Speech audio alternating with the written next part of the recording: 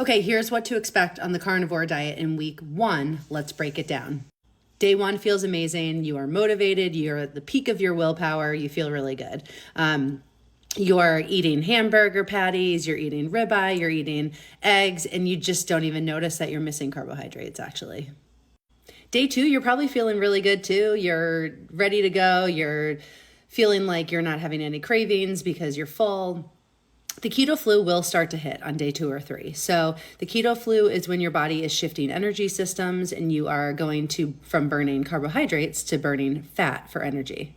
When you switch to eating fat and protein and no carbohydrates, your body's going to get rid of some of the stored glycogen that's in your muscles and your liver. And when it gets rid of that glycogen in the form of carbohydrates, you're going to be losing water, but you're also going to notice that you're having symptoms like headaches, fatigue, dehydration. So this is why every carnivore talks about keeping your salt intake up and making sure that you are having electrolytes. You do not need to go out and buy electrolyte powder. You can, but you can literally just take some good sea salt or Celtic salt and put it on your tongue, chomp it a little bit, and then go ahead and drink your water, and your cells are going to really absorb that water now.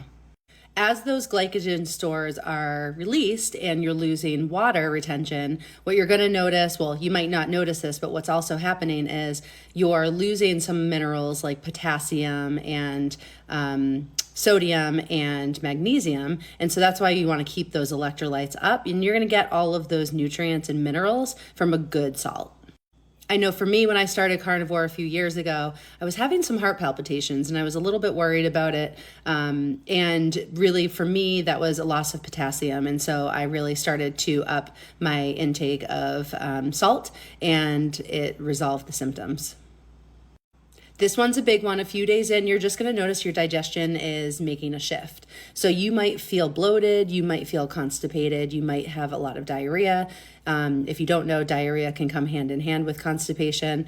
But as your digestive system gets used to this fat and protein intake, you're just going to have to kind of weather that shift. But don't stop. Keep going, and your body will totally get used to it. It's not used to not having all this fiber to bulk up your digestive tract. So just settle into it and allow yourself a little bit of time. And within a few weeks, this will completely regulate. Within a few days, I think day 4 or 5, you really start to feel your energy come back.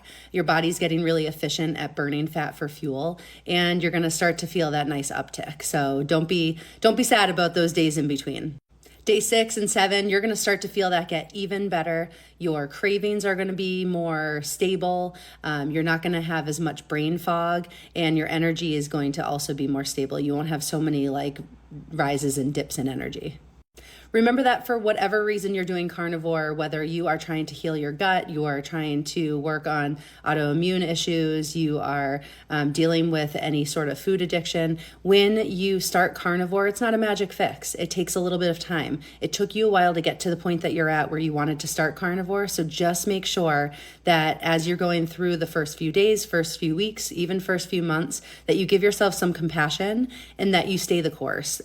Just because you're feeling some of these symptoms doesn't mean that they won't go away, but I hope this helps you understand what is normal within your first week on carnivore. And although you're going to feel amazing on carnivore, it's a shift, right? You're asking your body to change metabolically.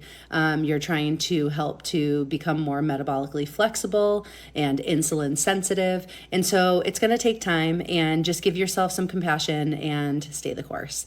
Follow along, because I'm going to continue to give you some new carnivore advice as we go.